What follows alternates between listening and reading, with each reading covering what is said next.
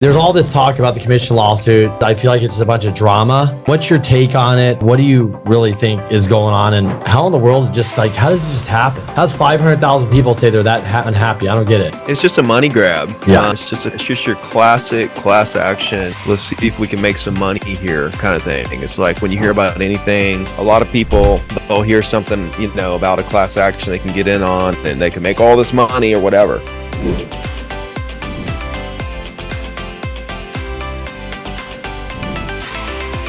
Ladies and gentlemen, the one and only Ricky Carruth in the house. What's up, bro? How you doing? Good, man. How you doing? Good. It's funny. So, Ricky, I was thinking, if you remember this, maybe you do. We met a while ago. You did the 4D dive, and you're just kind of getting some momentum on your Instagram. And I remember we somehow found each other on Instagram, and I talked to you, and you're like, "Yeah, dude, my goal is to be like one of the best real estate coaches in the game." And a lot of people are probably like, "I don't think that's gonna happen, dude. He's not going to take out Tom Ferry and all these guys." Well, now we're in 2023, guys, almost 24. I think all you guys, the haters, you're wrong because Ricky's up there, man. Yeah, it's been interesting, bro. Yeah, it's been interesting as you try to do something like that, watching all the people that just think you're full of shit, but like that's been the story of my life. When I was a freshman, I was like, I'm going to play football. And everybody laughed at me for that. It was fucking all county my senior year. Jeez. Had a full paid scholarship. I got in real estate and everybody laughed. I was 20. Everybody thought I was too young and stuff or whatever, or definitely didn't come from like the genetic makeup to make a good like political figure / real estate agent, salesperson. It's been the story of my life, man, like doing things that I'm not supposed to do or whatever, So, I mean, when I started coaching and everybody talked shit, dude, so many people here locally talked so much smack about what I was doing. I had a dude follow me around like Gary V and doing the little docu-series of, my daily life and stuff. People thought that was, garbage. People were like, who the hell does he think he is? Not to me, not to my face. Some of the people did some stuff to my face, but it's nothing new, bro. That's been my whole life. People doubting me and stuff. So I love it. Yeah. Well, congrats. It's been fun to watch. So I want to have you on today because obviously there's a lot of stuff going on, as you know. I think kind of like just before we get into it real quick, like what have you been up to these days? I know you're not really selling. I know you're coaching and stuff, but what's really got your attention these days you're excited about? Just trying to create better content, honestly. Content is what really drives like the size of your brand, like a lot of people post a lot and don't really get a lot of traction, which that was kind of me for a while and still is. They're like, like they'll hire a company thinking that that's going to be the thing. Or like I'll see emails from these social media, from like YouTube SE. They're like, let's really crank your YouTube up or whatever and stuff. And I'm just thinking about all the people that they actually take advantage of that want to go big on YouTube or Instagram or whatever. And this company's out there saying, we can make that happen for you. We can make you big. We can whatever. And like no company can do that for you at all. Right. The whole thing comes down to perfecting your craft around creating content that people actually want to watch. That's all it is. If people 100%. will watch your content, like the watch time on your content, on your reels and your YouTubes and everything else, that's what drives the algorithm, dude. That's like the one algorithmic driver is watch time, I think. 100%. That's what that's what YouTube and all them like, right? They love when you have more watch time. If you can get people to watch longer of your videos because it's actually good content, and that has nothing to do with what a company can do for you, right? It's about you, and the way you articulate your message in a way that captivates people to keep them engaged throughout the video. And it's just a skill that you have to develop over time. So what I'm been focused on is just developing that skill. I'm trying to create content that people want to watch. I'm trying to learn that entire game to where, I just grow organically. I don't really run ads or anything. It's just all organic. And I'm just what's that process look like? That's really what what's that process? What's your team look like? What's your process look like? It's just me. I've got some editors that do the reels. They're in India, and I've been with them for a long time, and they make stuff that suck and they make stuff that's great. I don't post everything that they make, and YouTube, I've got a guy in the Philippines that edits maybe 30% of the videos. Like if you see a YouTube with words running across it, I didn't do that. If you see like a breaking news video of just me talking head with a couple cuts back and forth between a screen share and an article, I filmed and edited that more than likely that day. And I remember, by the way, to jump in, I remember when I first met you, you were filming, editing, doing it all, posting, you're applying to everybody. Like, just so you guys know, like Ricky was like the real deal doing it all, dude, and selling 100 homes. So if you're like, I don't have time for this shit, you just don't, it's bullshit. Get up earlier, stay up later. I'm still doing it all. Every DM, every text. Like I just typed out an email. Literally, like, it's funny that we're talking about this. This email that I literally just sent out. It says, believe it or not, I still sit down myself and not only think about what I'm going to make my weekly email about, but also to create it. Just as I do every one of these emails you're reading right now, along with every text, DM, post, etc. I do all this myself. Why? Because what people read within your content is how they associate you. And I want everyone to know the true, authentic, raw Ricky. This is how you need to think when you are creating. I literally, like 15 minutes before we just hopped on, wrote that out and sent it out to, a couple 100,000 agents. And I think because you're on Neil's mastermind yesterday, and I knew you had the email game, and I know that works for you. I know it works for like Ryan Serhan and a lot of other people, and agents just don't do it. And I loved how you called somebody out, because I do 3 emails, a blog, a brief and stuff, and it's mine. And I realized when I started doing mine, people can tell. And you said, if you're just sending out this generic crap that gets sent out, like, what are you doing? Like, people can tell. Yeah. Well, it's called being lazy, in my opinion. If you hire a company to just do generic content for you on your socials or emails or whatever, and it's just so generic, it's just nobody's reading it, nobody's calling you. And if people do call you, it's a fraction of the people that would have called you if you would have spent the time. People spell value TIME, and they can tell if you've spent time. And when they can tell you spent time, they feel like it's valuable and they appreciate it. And then you've got the people that actually spend the time to create generic content too, which I find very fascinating, that they actually spent the time to actually cultivate and create this content that's very generic. And they could have spent the same time actually creating something original and giving some context to their opinions on stuff. And they wasted that time to create something that looks just as generic as what some of the companies will make for you. We just got to get away from that if you really want to stand out. Yeah, I agree. What's your 2 cents on the market? I know you kind of mentioned it yesterday. What's your kind of outlook for, now in 2024? Well, it depends on rates, kind of what happens. The lower we go, the more activity we're going to have, and the higher it goes, the less activity we're going to have. You can't help but think that rates are going to come down next year, but you never know. You just never know. We had a good inflation report, I think, this week. So that was encouraging. But, there's still some tailwinds happening in the economy. Credit card debt just hit $1 trillion. People are running out of money. They ran out of stimulus. They're running out of credit cards. Credit card interest rates are like 20%. There's some problems, and it's like, I'll be fine. You'll be fine. People that are, at the top of the food chain will be fine. But if all the people at the bottom of the food chain aren't fine, then the whole thing collapses. So there's some worry about, the short term of it. But as far as home prices go, we're going to be just fine. There's not going to be any forced selling.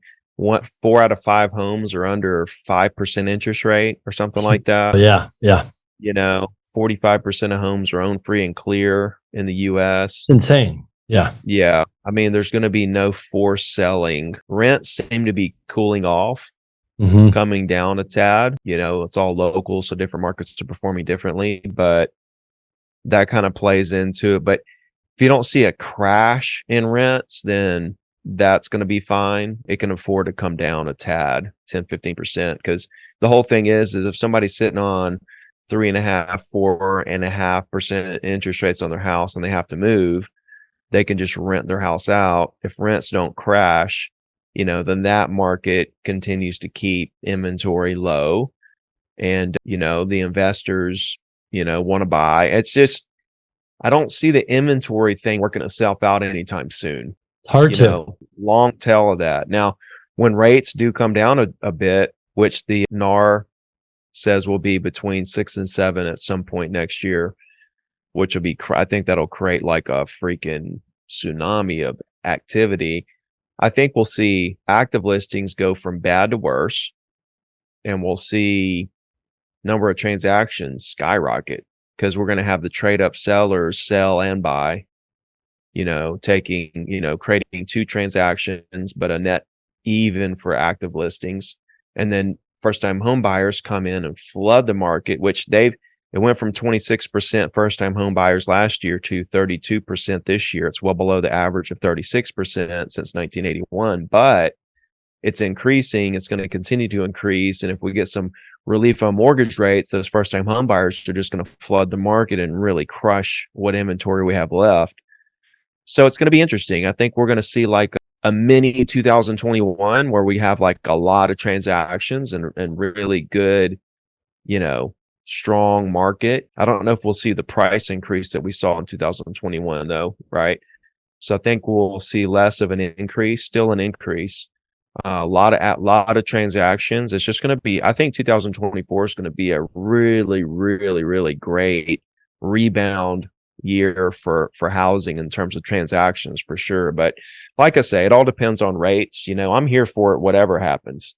I was talking on the Zoom yesterday about like every once in a while I get the itch to hop back in the game and make some calls and get some listings and stuff.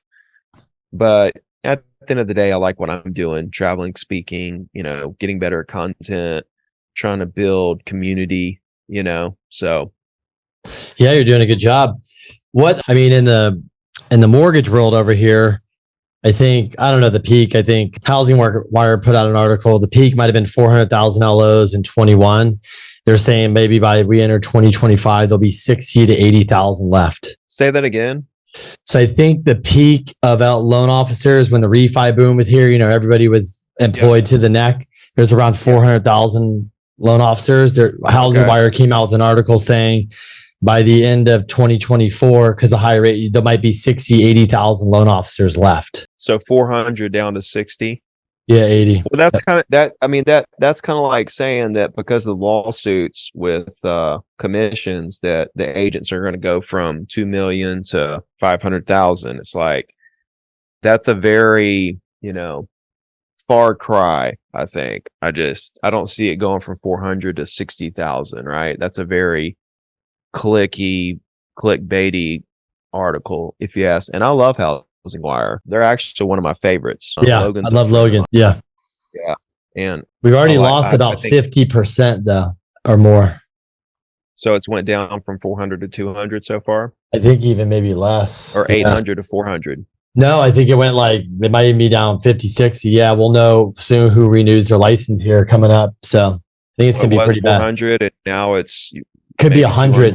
Could be 100, a little over 100. So it could happen, right? A mortgage is a different world. I realized this a long time ago, that in the mortgage world, it's so different than the real estate agent world.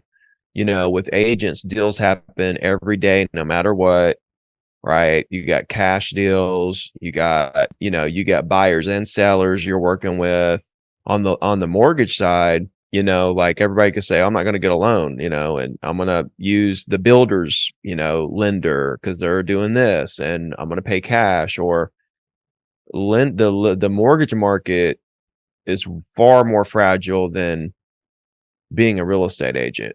Yeah, because you could be a high-end real estate agent in New York and everybody just pays cash, right? You don't even need a loan officer. Yeah. And a lot of those guys have huge lines of credit and, the big wealthier luxury home buyers and stuff. But yeah, no, being the mortgage industry as a whole, especially for loan officers, is just a much more fragile, volatile market, in my opinion, than, real estate. Real estate agents is like, you can't really bring them down. Once you understand the flow of the cycles of the market, it's hard to really take you out. Mortgage lenders, on the other hand, they're a little more easier to take out.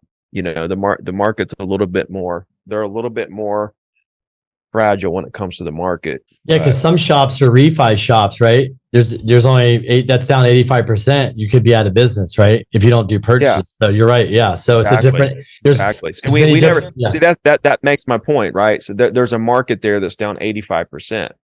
There's not really a market for real estate agents that's down 85%. Yeah. Yeah. It's like a depression. Anything. So I've been you mentioned consuming your content.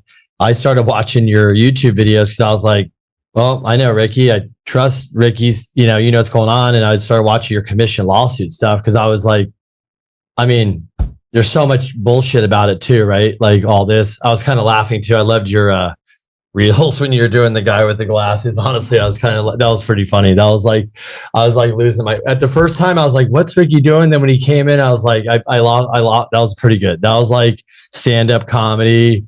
Like that was good. Oh dude. yeah. That was pretty bomb. That was like one of your best for sure. Like I was like, if that guy watches it, it's like, he's got to kind of laugh. But so there's all this talk about the commission lawsuit, now you have, because it's so much out there. I have clients calling me, do you know about it? And I said, honestly, like, what do you want me to tell you? I feel like it's just a bunch of drama. And I said, nobody knows how, it's not even over, right? So what's your take on it? I know you have lots of opinions, but what do you really think is going on? And how in the world, how does it just happen? How's 500,000 people say they're that unhappy? I don't get it. It's just a money grab. Yeah. It's just your classic class action. Let's see if we can make some money here kind of thing. It's like when you hear about anything, a lot of people, they'll hear something, about a class action they can get in on and they can make all this money or whatever. The lawyer is very good at what he does. Michael Ketchmark, the lawyer of the plaintiffs.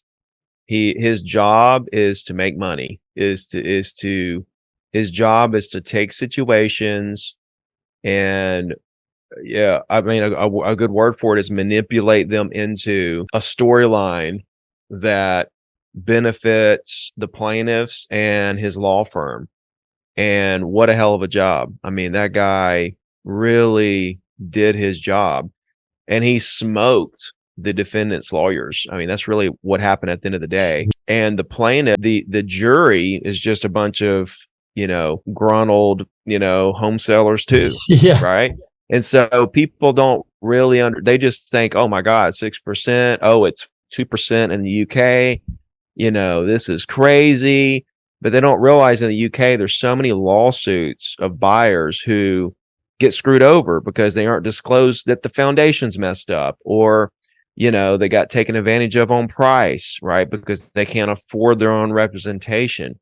It's kind of like, here in the US, we have 30-year fix, but they don't have it in a lot of countries. Well, those other countries, and some of the YouTube gurus are like, that's the problem with the US. We have the 30-year fix, and that's why inventory's low. That's why prices are going up.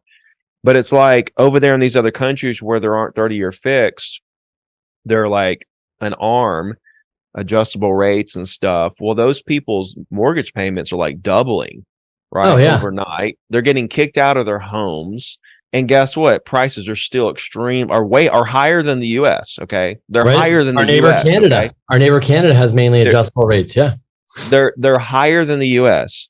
So that isn't so 30-year fixed isn't the problem why prices are high. Number one, if you want to blame it, just look at the countries that don't have it. It's not the problem. And I would rather a system where we don't have people getting kicked out of their homes, right? I mean, that maybe they're locked in, but it's like pros and cons. No system's going to be perfect. Would you rather them have a house or have double the mortgage payment overnight in 5 years? Same thing with this. Okay, we can go to an overseas type business model when it comes to real estate agents, but think about the pros and cons of what we have. It's a much better system. right? Where buyers get representation, not out of their pocket. There's a home buyer suit now where the home buyers are now saying that, that they're mad that they didn't get to negotiate their commission or whatever. And it's like, wait a minute, buyers, like, you want it to be where you have to come out of your pocket for this, right? You want to come out of your pocket for it instead of it being figured in, I don't know where they're going with that, right? We'll just have to wait and see. There's like 9 or 10 lawsuits right now, especially since the Sitzer-Burnett the verdict came out. A bunch more have popped up, different states and stuff. And the judge hasn't even ruled on this Sitzer-Burnett, which that'll tell us a lot right there about how this is going to go. But agents have kind of become public enemy number one. But in the meanwhile, okay, while everybody talks smack about agents, 90% of buyers and sellers use an agent by choice. Yeah, it's like they don't have to use an agent. They can just go straight to the listing agent now and bypass all of this. They can negotiate the commission. I've had buyers negotiate their commission with me. I've had every seller just about has negotiated their commission with me, and when I did deals. So we're just kind of sitting here waiting to see what the judge is going to say about this. If he's going to give an injunction or if he's going to create some rule that we have to go by until this is appealed out of court and up to the Supreme Justice and stuff like that. So it's interesting, man. There's a couple of different ways I look at it. For one, well, first off, what do I think is going to happen? I think it's going to get appealed up to the Supreme Court, and then we'll see what happens. It doesn't sound like the higher ups, like the DOJ, and it doesn't sound like the Department of Justice and wherever we go to in the Supreme Court or whatever is going to be on our side. It doesn't.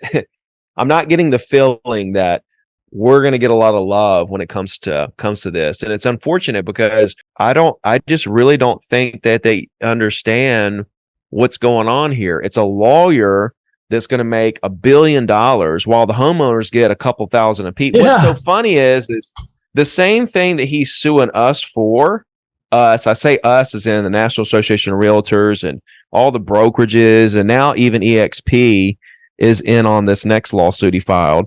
Jeez. So what's so funny is like, it's so ironic because the thing that he's suing us for, he's literally doing the same thing that he's suing us for while he's suing us. It's insane. I'm telling you, that's how good this lawyer is. He's literally doing the same thing right in front of our face that he's accusing us of doing while he's accusing us of doing it. It's insane. So the homeowners who are disgruntled because they had to pay the buyer agent fee, this buyer agent that brought the buyer that paid. It's like they were happy with what they netted, right? It's like you were happy with your net, with your bottom line net when you did this. And now you're not. If you aren't happy with the net, negotiate up some more to get the net that you want. Who cares what happens on top of that? And if we can't make it work, we can't make it work. I mean, this is what you want, Mr. Seller. And so, and look, in those deals, the sellers made way more than the agents, right? When they sold those properties or whatever the case may be. In the case, so if they're disgruntled in that situation, how are they not disgruntled when this lawyer walks away with $1 billion and they get $2,000 or $1,500? How are they walking away from the table saying, yes, but that's the exact same thing that you're mad at us for. You're giving this lawyer the same thing and he didn't negotiate his fee. I can guarantee you. And that's what's so crazy is that the lawyers, they actually have in my opinion, the whole lawyer thing is the racket. It's got all the antitrust stuff in there, right? And the crazy thing is they can't sue each other because it's part of their, pact when they become a lawyer that they can't sue each other. So like they're sitting on the biggest monopoly, running the entire show from the legal side, from the courts, right? And they don't negotiate. They're getting the biggest part of the pie, and you can't sue them. It's so crazy how this thing is kind of playing out. But from the public's point of view, they just view us as monsters. Like, y'all don't do nothing. You just open doors. We can find the properties on our own on Zillow. What do we need you for? Why are you getting 2 or 3%? You know? And it's like, wait a minute. What about all this other stuff that I do? And by the way, you don't have to you go represent yourself now. So 90% of buyers and sellers right now use real estate agents, and 90% of those who use agents say that they would recommend their agent to somebody else. So while the whole general public's talking smack about agents, people, when they need to buy or sell something, 90% of them, we're the first person they call to help them through the transaction. They're happy as can be through the transaction enough to say, I'll recommend this agent to other friends and family who may buy or sell. And then years later, even the plaintiff, when he went on stand, he said that he was happy with his agent. He was happy with the deal. He was happy with everything. And then the lawyer, Michael Ketchmark, even said, hey, do you think RE/MAX conspired with the other defendants to take money out of your pocket? And he said, no, I don't think that they conspired. And it's like, wait a minute, isn't the whole case about a conspiracy between the defendants, to conspire to inflate commissions? And the lawyer of the plaintiffs just asked the plaintiff if he thought they conspired, and he said no. Then you got the lady whose mom was an agent who was on the stand, who's part of the lawsuit, one of the plaintiffs. She's like, I've sold 4 houses and bought 5. It's like, well, you didn't pay a commission when you bought the houses. You paid it when you sold it. So you're up 1. You bought 5, you sold 4. She's like, well, if I can do something to help my kids, they're coming into the years of where they're going to buy and sell homes. If I can help them, I'll help them. It's like, what you're doing is putting them in a situation where now they're going to have to pay out of their pocket. If we had it your way, they would have to pay out of their pocket for representation when they buy their first home.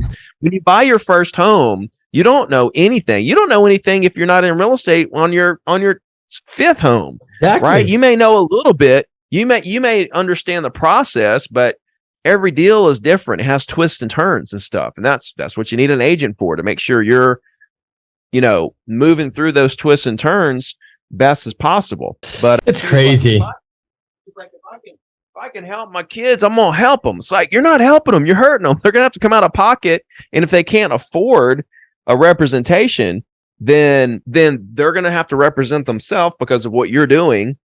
And if they get screwed on the deal because they don't know what they're doing and they can't afford representation, then that's your fault, ma'am. So it just keeps on going. I think it could go to the Supreme Court and get thrown out. It's going to take years for the appeal.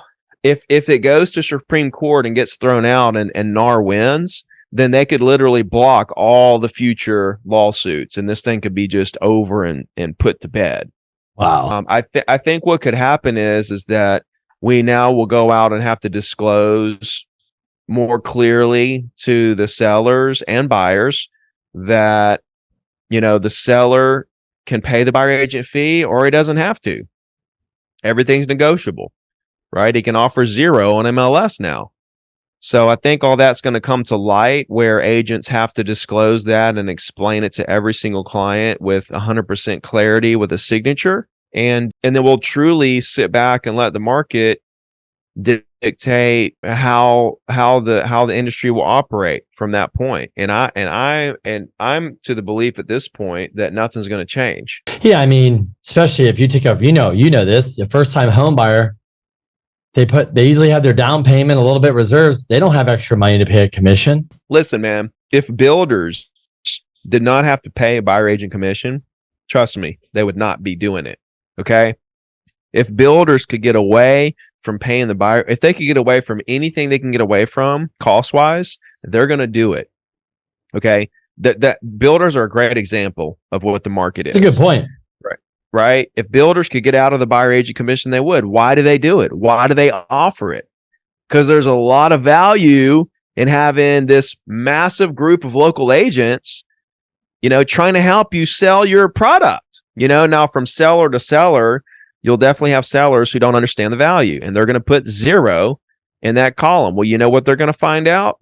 It's going to be real tough to sell when you don't have any. You know what that's called when you put 0 for the buyer agent commission? It's a middle finger or something. It's called it's called a pocket listing. It's Yeah. called a for sale by owner, right? Yeah. For sale by owners are like, bring me a buyer for 3%. I'll give you 3% if you bring me a buyer, right? Or a pocket listing. It's like, I don't want to list it, but if you find a buyer, I'll pay you 3% or whatever, right? Yeah. You're literally a pocket listing. You're for that agent that has it listed, right? Or you're a for sale by owner on MLS. That's all you are at that point. You're nothing else. You've hired an agent to find the buyer. That's it.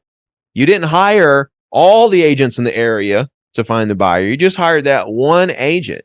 And so now you've got one agent instead of having this massive sea of agents trying to help you sell that property. And, the market's going to speak. Like, you're going to see properties that don't have a buyer agent commission sell a lot slower. Well, that's now you're admitting, Ricky, that agents steer. No, it's not steering, right? So I'm not saying that agents steer. I'm saying that why are they going to go? They're not going to show a property that's not offering compensation for them to find the buyer of. That's not steering. It's not motivating. Right? Now, if the buyer, finds it on their own online, go for it. Call the listing agent and buy the property. But you're not going to get the best representation, right? It's kind of funny. I thought not steering. It's saying, I'm going to, if they're not paying me anything, why am I going to try to sell this house? And I thought too, in the real estate world, I don't care either way, but I thought I hear people frown upon dual agents. When you're a dual agent, they're like, oh, you should have representation of both sides. It's almost like you're pushing to have dual agent here. They're pushing to do away with, having buyer's agents and stuff. And, they want to move towards more of a dual agent. It's the craziest thing ever, man. Like, everything that they're wanting us to go to contradicts everything they've told us that they didn't want. Exactly. Over the years. So I'm telling you, it's a money grab, and the lawyer has everyone fooled. Like, the judge is fooled. This is my opinion. The DOJ is fooled. The general public, buyers and sellers. And listen, if you're listening to this and you're a buyer or seller, and you're saying, "Oh my God, this guy's just," go sell your house on your own. Go buy a house on your own. Like, I'm not telling you to use an agent. I'm telling you not to use an agent. If that's what you want, why are you using agents now? It's like, I'm going to have a roof my house, and I'm going to complain about the price. Okay? Same thing. You hire an agent to sell your house, you complain about the price. Well, I can't change the price. See, and a lot of this complaining, I think, too, comes from W-2 employees who don't understand that when I get a $30,000 check, I don't get $30,000. When they get a check, they get to spend all the money in that check because taxes are taken out before they get the money. I run a business. It's an independent contractor. I get a 1099. So now I have to pay taxes and business expenses that you don't have to pay. And you don't know what those expenses are. Right? It's ridiculous to cost to be a real estate agent and to run your own business. It's ridiculous. Oh, for sure. They don't want to take that into consideration. They just want to say, you made 30,000. No, I didn't. Not after Uncle Sam gets his, and my broker gets theirs, and my assistant gets hers, and all the other business expenses that go into marketing and everything that happens within my world to keep my business going. That's why you don't see agents going too far below 3%, because anything below that you get to where you're losing money. We've been working on this for the past few months. We always want to bring as much value as we possibly can, and our partner, Prime Corporate Services, is all about bringing you a service you can't get anywhere else at a price you can't get anywhere else. Whether you're new to owning a business or owning a property, or you're an experienced property owner or investor, Prime Corporate Services is not only going to help you, but they're going to make the process so much easier. So if you book a call, the first thing they're going to do for you is help you understand what your business structure should look like, your corporate structure, tax planning, estate planning, all of that. Maybe you're saying, I'm brand new to starting a business and all this sounds foreign and complicated. Remember, this company helps new people just getting started every day. They're going to help you form the entity that's best for you and walk you through the process. Before I found this company, we paid thousands of dollars to other attorneys,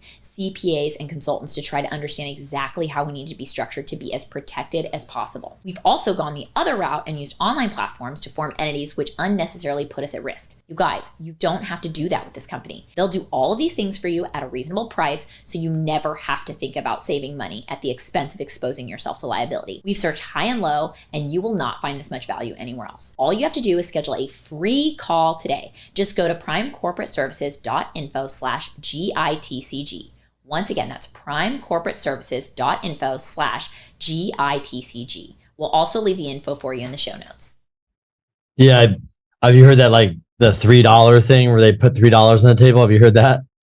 When some guy went to sell a property, I forgot where I was listening to, he goes, and like, can we negotiate? He said, sure. He pulls out $3. He puts $1 bill to $3 in a row. And he goes, okay, cool. What do you want? He goes, with 2%. So he takes a dollar and puts it over here. They go, what's that? He goes, well, there's your marketing budget. Well, what's the 2 left? Well, that's for my team and that's for me. Now you want to pay 1%? Cool. You just took away my team. So basically you have left is just me. I can't market and my team can't help you work on this. You sure you want to go to 2 or 1? It's kind of a smart thing, but that's what people don't get. That is the reality of a real estate agent. You have and that's why when the lawyer was up there talking about that, agents don't negotiate down and all this stuff. They can't. I'm sorry, general public, right? I'm sorry. That's a fact. Right. It's like when you roof someone's house, they've got the labor that they have to pay for, the materials they have to pay for, and then their profit. Okay. You guys act like our commission is all straight profit and like we can just wiggle that around and still we'll be okay even if we take 1%. It's like, no, we won't, because we can't even buy the materials and the labor for the crew to roof the house. Yeah. For that, much less make a profit out of it. So that's when you start to become unprofitable. When you start to, the further you get away from 3%, the less profitable you are. And when you get down into the, I don't know at what percentage you actually break even and start losing money, but it's up in the 2s. Okay. So I just don't think people really understand the whole process and everything from the inside out. And here's the thing. The market is going to tell them, right? The market's going to prove Speak to them for you. Because when agents don't do a deal because it's, sellers want to do 1% or 2%, and agents just walk away from those deals, the owners and buyers are going to find out real quick how valuable an agent is and be happy to pay 3%. I mean, that's just what it is. Yeah, because what you're showing to the general public is, number one, is you're already unrealistic, right? With what you're doing. You're also showing to the general public that I don't even know what I'm doing, because that's not what if you're serious about selling your house, that's not the approach you take. And the second thing is, people are kind of like, you're probably a pain in the ass to deal with because the way you're dealing with this, it's like, why don't I just go show my clients all the other houses and go, look, we can take an offer, but this guy's unreasonable already. Let's just move on to the 10 other houses. They seem like they're ready to sell. They're serious. I mean, I don't know. That's how I'd look at it. Yeah, it just depends.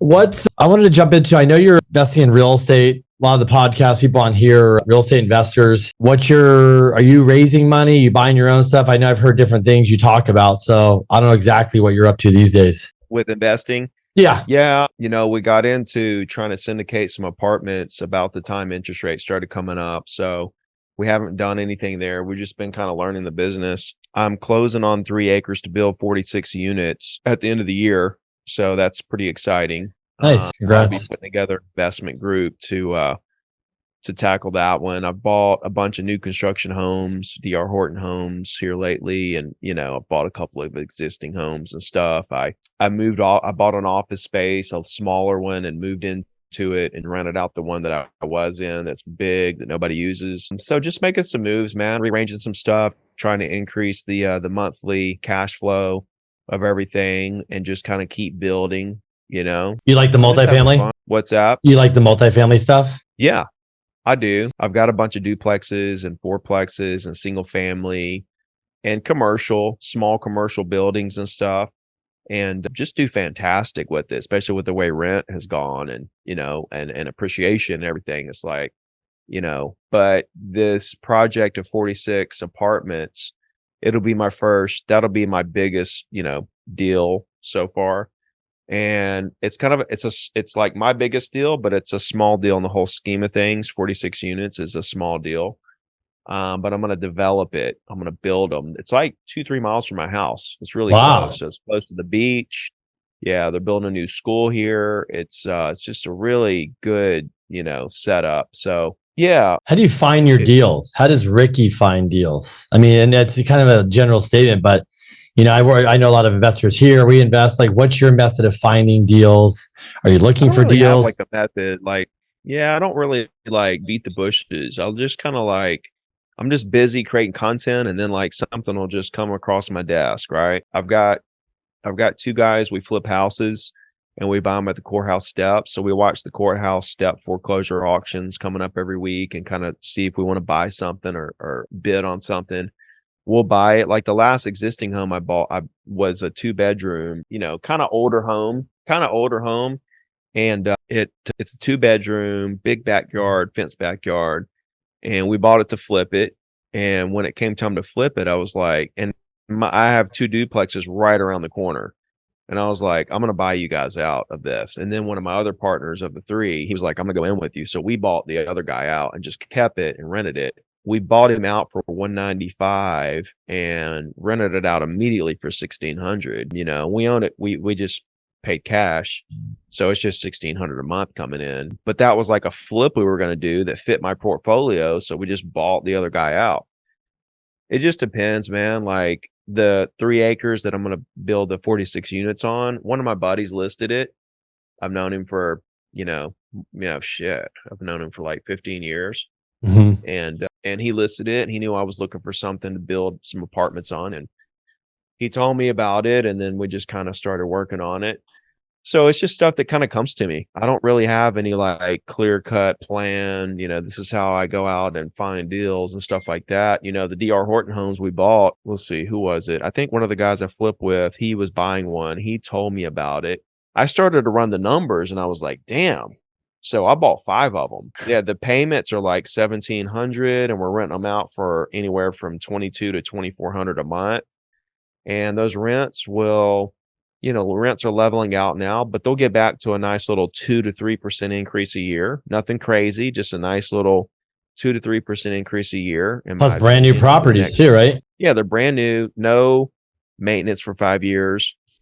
The builder paid $5,000 in closing costs, paid for our buy down, permanent buy down. We got 5.9 on investment property, permanent buy downs. So, I was like, man, let's buy a whole fleet of these things. And while we're kind of just sitting here bored, there was really nothing else that cash flowed like that in the market.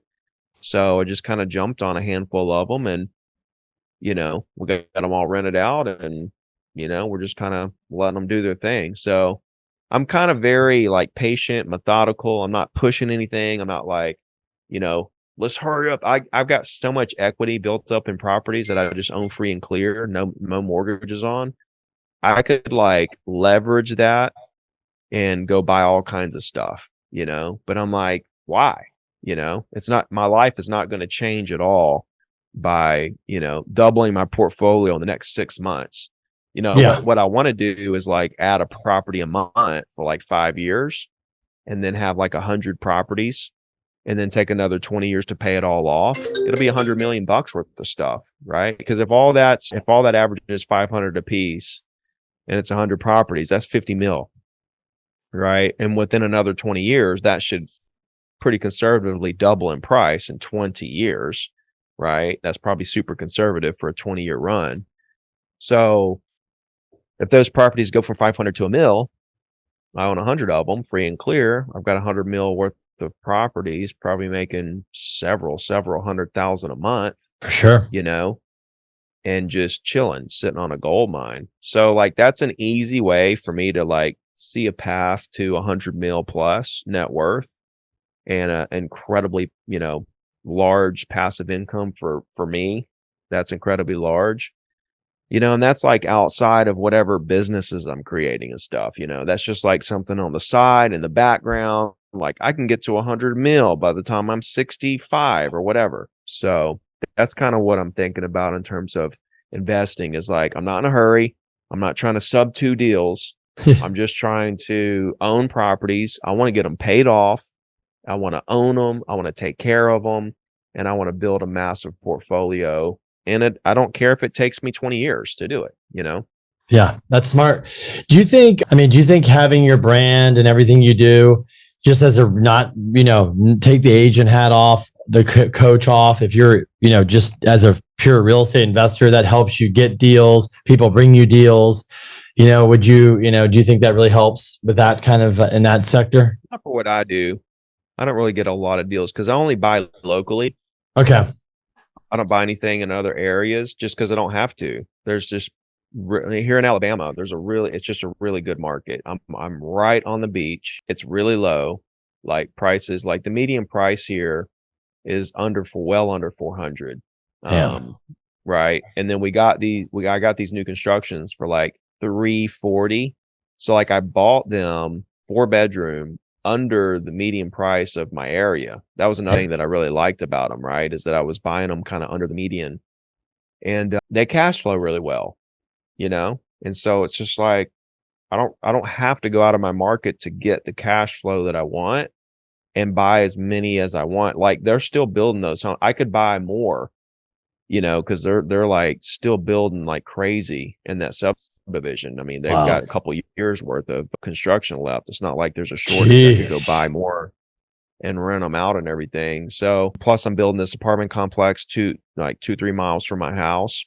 So I don't have to go out of area. So it's nice. It's nice being in your backyard. Yeah. I tell you what, having the personal brand is probably going to help out with maybe is putting together investment groups on some of these projects later. Yep. I agree. So we'll see how that goes. The investment group I'm putting together for this development are just guys I've known forever that, I'm like, here's this thing. And they're like, yeah, we're in. So I've pretty much got the investment group kind of put together to take this down and build this building without really having to go to my following and say, hey, who wants to throw in on this? And let's raise some money and stuff like that. Will a day like that come where I have a deal where I want to go and do a big webinar and say, hey, here's a deal you guys can get in on? Probably, Yeah. So that's where it'll probably help me later on raise some money. How's your daughter changed your life? I got 2. Yeah. She just turned 4 Monday. Wow. Yeah. We just had her birthday and stuff. She's a mess, dude. She is a mess. So they're gone right this second, but most of the time they're here at the house. So she's always coming in here and checking on me and stuff. And, so that's really cool. Yeah. It changed how you invest, how you do your schedule. Like, are you more, you want to be more around, more present, just kind of that type of mentality. Yeah. Like, cause you're just, when you don't have kids, you're go, go, go, go, go. Right now you're like, you think about it, right? Yeah. I don't know. At this point in my life, I was already kind of like on the downslide, knocking off at 5, knocking off on the weekends. And then if I would have had a kid when I was like in my like 20s and 30s, when I was like go, like working like 15 hours a day and stuff, I don't know. It's hard to say, man. It's because like you probably still work the 15 hours a day because you're trying to provide the best life for them. And now that I'm at this point in my life before I had a kid, yeah, I'm kind of like nothing really changed because I was already in the mode of like slowing down and knocking off at 5 and stuff. When COVID hit, I was working out of my office like every day until COVID hit. And when COVID hit, then that changed everything where I never went back to the office. I made this little home office and this is my spot. I'm never going to go work in an office. I say never, but I would imagine I'm never going to go work in an office again, like full time, like I did. So COVID changed a lot of things, I think for a lot of people and how they operate, where they operate, how they communicate and stuff like that. But yeah, dude, I love being a dad. It's fun. Huh? Yeah. It's cool to raise strong girls. It's good. We need more of them. They actually, what's cool is we, I go speak like 2 or 3 times a month and they come with me every I see that. That's awesome. Yeah. That's awesome. So that's really cool because we'll take a day and explore wherever we go. And then like 8 out of 10 of the talks I'll do, she'll walk up on stage with me, my daughter, and kind of wave at everybody and stuff. So it's cool. That's awesome.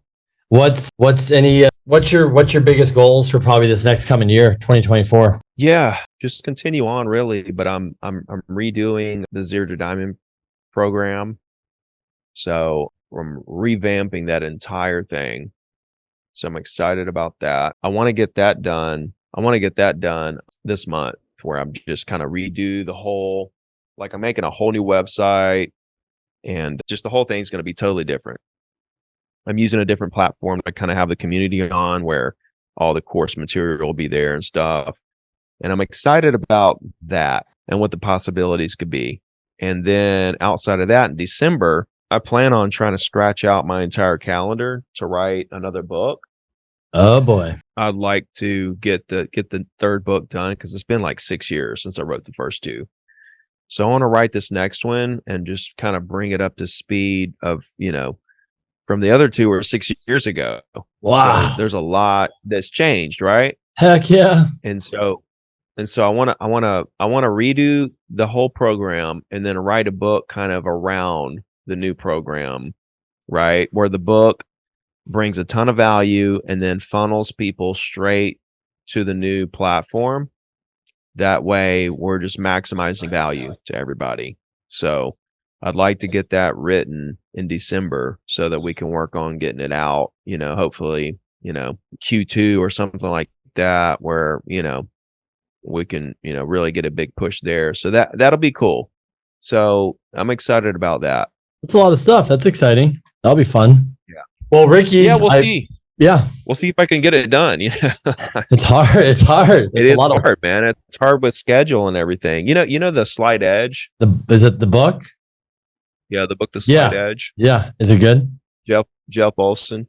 So I went to Fort Lauderdale and interviewed him last week. That guy is amazing, man. In the 90s, he had this TV show called The People's Network. I remember that. And he owned it. And okay. It was Les Brown. It was Les Brown and Darren Hardy and Jim Rohn and Brian Tracy, like all the big guys from the 90s. Yeah. And I didn't realize like how I knew he was big, but like I didn't know that he was like best friends with all those guys, right? Wow. He's one of them.